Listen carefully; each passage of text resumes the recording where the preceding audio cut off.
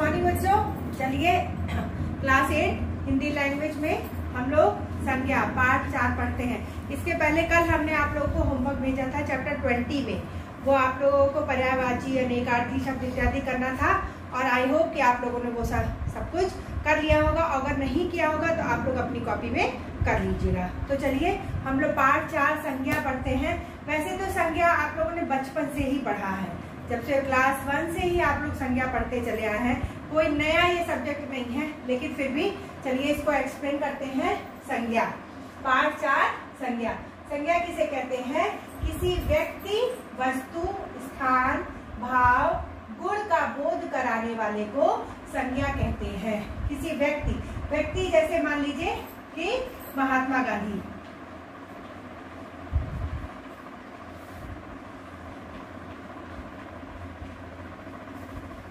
ये हो गया व्यक्ति। अब आया स्थान, गोरखपुर, भाव, बचपन, गुण, खट्टा, और कोई भी वस्तु, ये मेज। ये सारा जो है वो हमें संज्ञा शब्द का बोध कराता है। अर्थात किसी व्यक्ति, वस्तु, स्थान, भाव के और तथा गुणों का बोध कराने वाले को हम संज्ञा कहते हैं। तो चलिए बच्चों, अब हम पढ़ते हैं संज्ञा के कितने भेद होते हैं।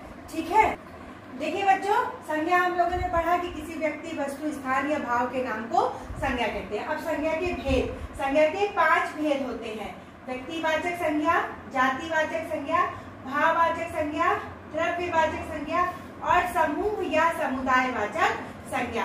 व्यक्तिवाचक संज्ञा सबसे पहले पढ़ते हैं। व्यक्तिवाचक संज्ञा उसे कहते हैं जहां पर किसी विशेष व्यक्ति, किसी विशेष स्थान, किसी विशेष पुस्तक के बारे में जब हम बोलते हैं तो वहां पर हम व्यक्तिवाचक संज्ञा पढ़ते हैं। जैसे किसी विशेष व्यक्ति के बारे में, जैसे सचिन तेंदुलकर, जिन्होंने अपना इतिहास में नाम किया है। अब आते हैं हम किसी वस्तु, जैसे कि बाइबल, गीता, कुरान, ये क्या है? विशेष पुस्तक है।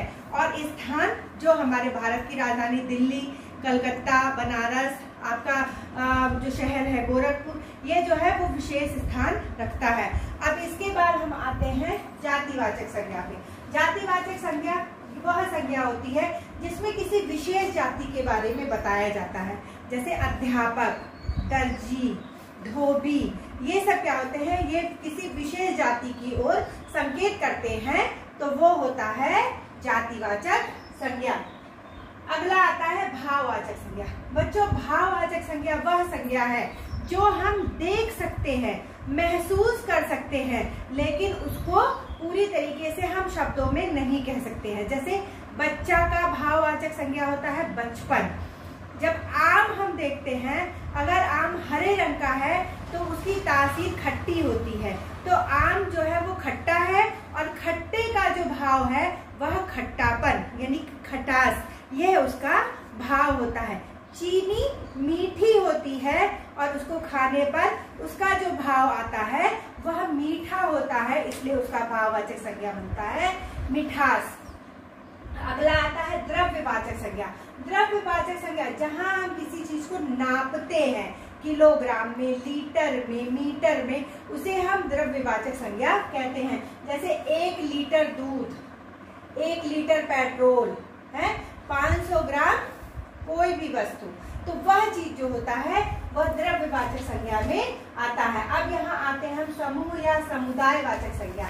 समूहवाचक संज्ञा जहां पर 2 से अधिक व्यक्तियों का संग्रह होता है, उसे हम समूहवाचक संज्ञा कहते हैं। जैसे कक्षा, भीड़, बाजार, ये जो भी स्थान होते हैं वह हमें समूहवाचक संज्ञा की ओर संकेत करते हैं। तो बच्चों, हम लोगों ने पढ़ा कि संज्ञा के भेद: व्यक्तिवाचक संज्ञा, जातिवाचक संज्ञा, भाववाचक संज्ञा, द्रव्यवाचक संज्ञा, समूह या समुदायवाचक संज्ञा।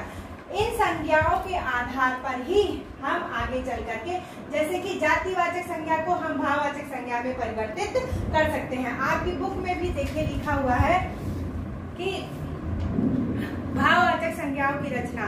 भाववाचक संज्ञाएं 5 प्रकार के शब्दों से बनती हैं। जातिवाचक संज्ञाओं से, सर्वनाम से, विशेषण से, क्रियाओं से और अव्ययों से। जैसे देखिए, जातिवाचक संज्ञा है अतिथि, इसका भाववाचक संज्ञा है आतिथ्य। इस तरह से हमने आज आपको पढ़ाया कि संज्ञा किसे कहते हैं और संज्ञा के कितने भेद होते हैं। तो ये चैप्टर आप लोगों को अपनी कॉपी में आप लोगों को पढ़ना है और क्वेश्चन आंसर मैं आप लोगों को सेंड कर दूंगी। Okay, thank you.